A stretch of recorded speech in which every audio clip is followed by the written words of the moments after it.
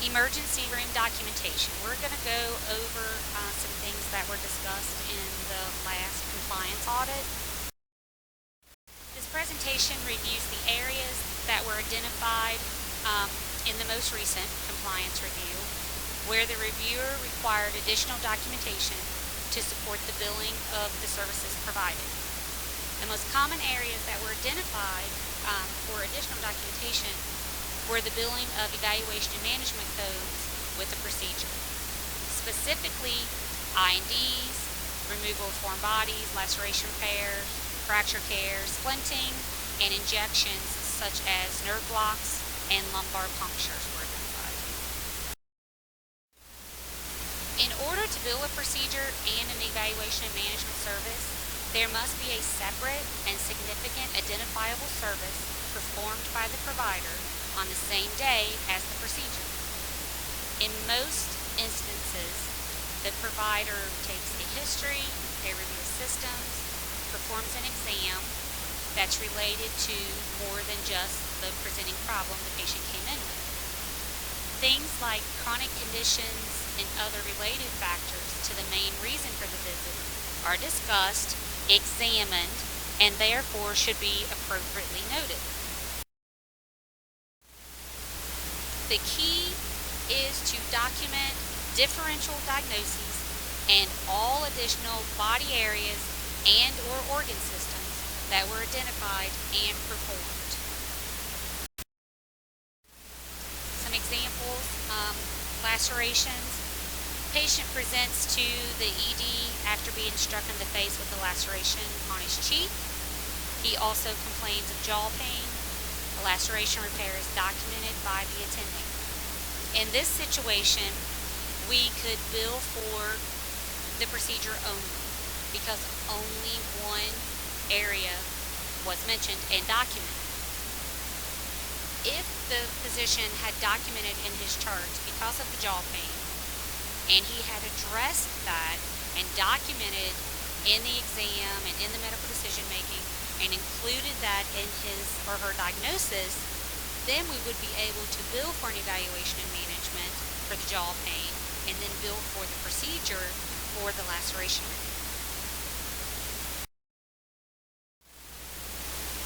Splints. If a patient presents to the ED for ankle pain after stepping off a curb and twisting her foot, while in the ED, the physician notices that the patient's blood pressure is elevated. She has a past medical history of hypertension. The attending documents that he or she personally applied the splint and diagnosed the patient with ankle sprain. As documented, we would only be able to bill for the procedure. If the physician had went into detail or evaluated and documented the patient's blood pressure and discussed hypertension with the patient and included this in their diagnosis, we would be able to bill for the evaluation and management for the hypertension, and we could bill the procedure for the ankle sprain.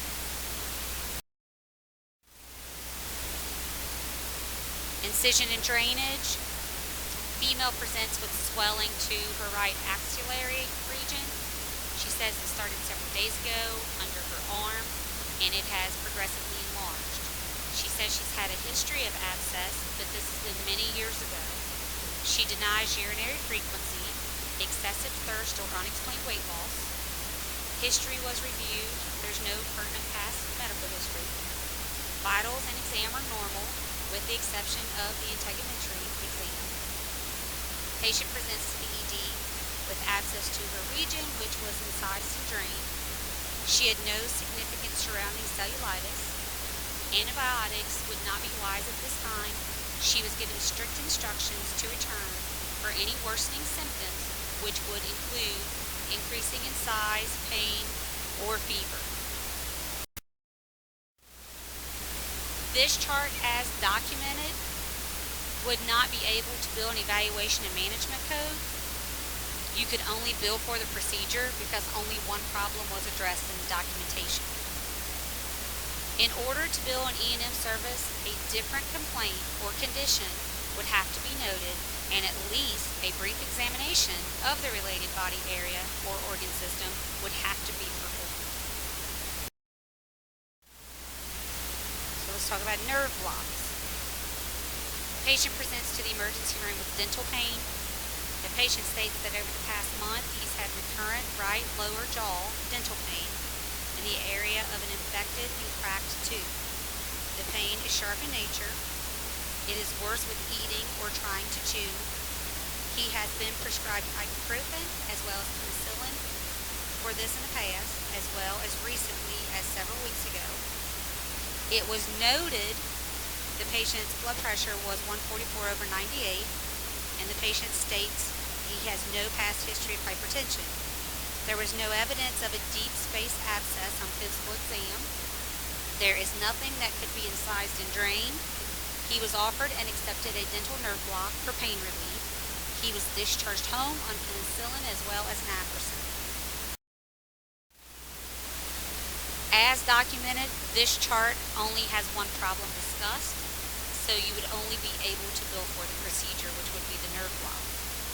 It was noted in the patient's vitals that the blood pressure was elevated because it was 144/98, and the patient does not have a past history of hypertension. If this had been addressed with the patient and documented in the chart, you would be able to bill an evaluation and management level for the elevated blood pressure and a procedure for the nerve block for the dental pain. Dislocations. Patient presents to the emergency room with left finger pain and injury. The patient was involved in an altercation and felt a punch to his left hand. He's unsure of exactly what happened. He's right-handed dominant and denies numbness or tingling of the extremity. He describes his pain as throbbing, that he rates it 9 out of 10. He denies neck or back pain. He has a dislocation of the proximal interphalangeal joint of the left ring finger that has been reduced. Post-reduction films show anatomic alignment of the fourth proximal interphalangeal joint. He was placed in an aluminum splint and told to use ice and elevate for swelling. This patient was only evaluated for the dislocation, so only the procedure code can be billed as documented. In order to bill an evaluation and management service with this chart, a different complaint or condition would have to be noted, and at least a brief examination of the related body area or organ system would have to be performed. Nosebleeds. All of these charts are actual charts that came into the emergency room, and I've just included them in this PowerPoint just so that everyone knows. Patient presents with nosebleed. The patient states that his INR has been doing well and is followed in the Coumadin clinic. At 8 a.m. he began having a bilateral nosebleed. He denies bleeding from his urine, stool, or gums. He states that many years ago he did have nosebleeds that required cauterization. However, he hasn't had any since. He's brought in by EMS with active bleeding from his left nostril. Patient has very significant past medical history, including but not limited to CVA, brain stem infarction, hyperlipidemia, aortic valve insufficiency, hypertension, stroke, coronary artery disease, aortic root replacement, coronary artery bypass graft. Patient with nosebleed on Coumadin. HB is stable. Platelet count is 131 but stable. INR is 2.6. Bleeding restarted, so initially I thought I would use silver nitrate to cauterize the oozer, but then it started bleeding more briskly. The physician decided instead to use a rhino rocket. It was placed without difficulty. He started to feel nauseous and vomited once, became vagal and sweaty. BP 70, but repeated immediately and was 90.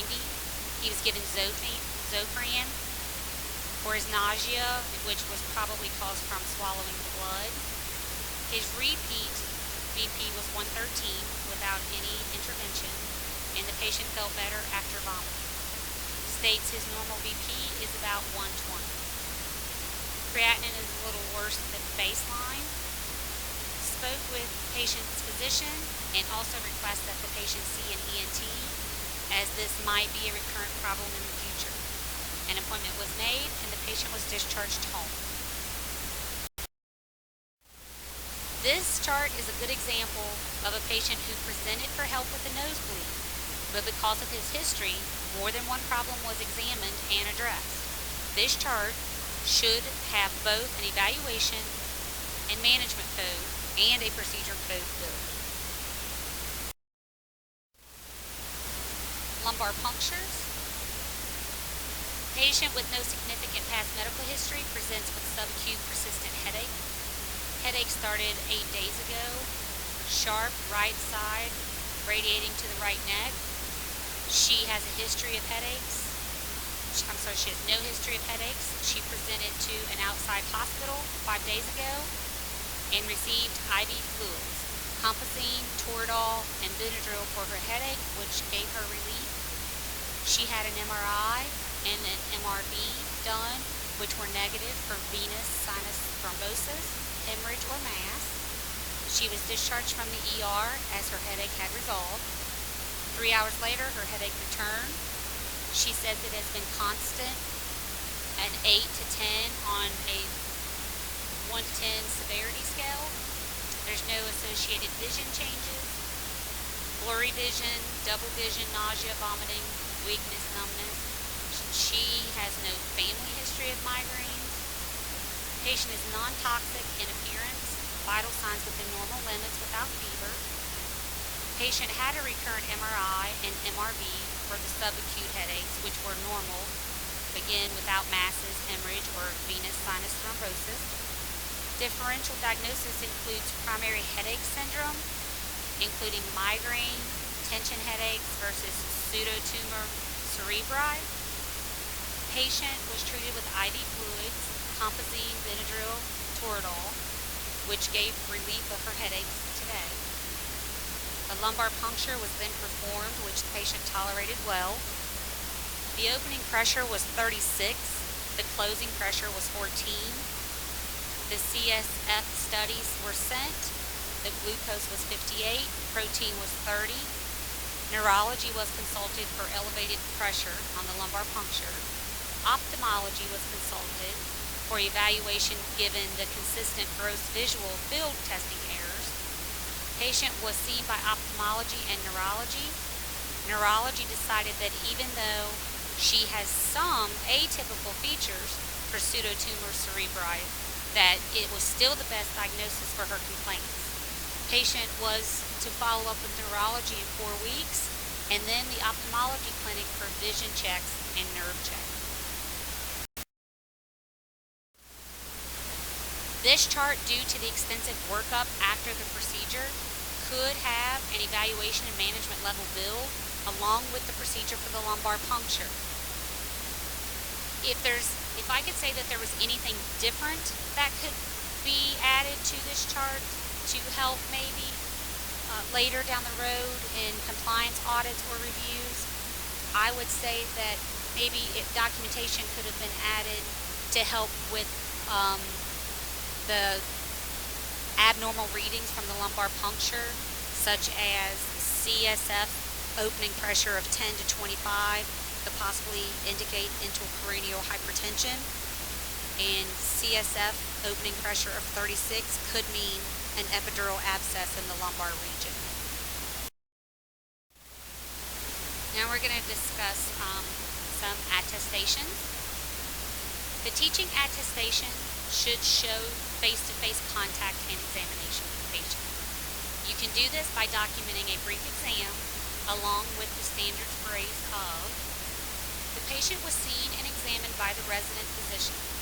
I have seen and examined the patient, agree with the workup, evaluation and management, and diagnosis. The care plan has been discussed and I concur. My assessment reveals this is where you would enter your personal exam and or findings. Some attestations that we see are like the first one, The patient was seen and examined. The case was discussed with the resident who saw the patient primarily. I agree with the plan. The patient has an abscess. This attestation would not be enough. A way to improve this would be the patient was seen by the resident physician. I have seen and examined the patient, agree with the workup, evaluation and management and diagnosis. The care plan has been discussed and I concur. My assessment reveals a 19-year-old female with findings consistent of an abscess on her right thigh. The patient is otherwise non-toxic and hazy. Mid-level attestations. The emergency physician documentation should be linked to the mid-level documentation of the shared service and affirmatively state one or more elements of the encounter. The attendant can document the history, the physical exam, or the medical decision making. I have seen and evaluated this patient and agree with the PA notes, or a notation of seen and agreed, or agree with above. All of these would not qualify the service as a shared visit. Procedures and interpretations performed by the NPP must be billed using the NPP's NPI number. The shared service rules only apply to E&M services, and Incident 2 does not apply in the ED. The patient was seen by the mid-level provider and myself. I have seen and examined the patient, agree with the workup, evaluation and management and diagnosis. The care plan has been discussed with the mid-level provider and I concur. My assessment reveals a 21-year-old female who was in an altercation at a bar near her college campus. She presents with a 2.5 centimeter laceration above the right eyebrow. She also complained of jaw pain, which x-rays were taken and revealed no fractures. The laceration was closed by the NPP. See the mid-level provider's procedure note. In this case, the E&M would be billed under the attending's NPI number, and the procedure would be billed under the NPP's NPI number. Now, if we take this same case and it's documented a little different and everything was performed different in the emergency room, the note could read as, the laceration was closed by myself and the NPP. The laceration was closed with 4.0 nylon sutures. 9 sutures were placed. The patient tolerated the procedure well with no immediate complications. I was present for the key portions of the laceration repair. In this case, the E&M and the procedure code could be billed under the attending's NPI number. Thank you for taking the time to review this presentation. If you have any questions over any of the cases that I've discussed or any of the rules, please feel free to contact me. My number is 513-281-4400, extension 211. Or you can reach me by email, which is jdean@medicalreimbursementinc.com. Thank you.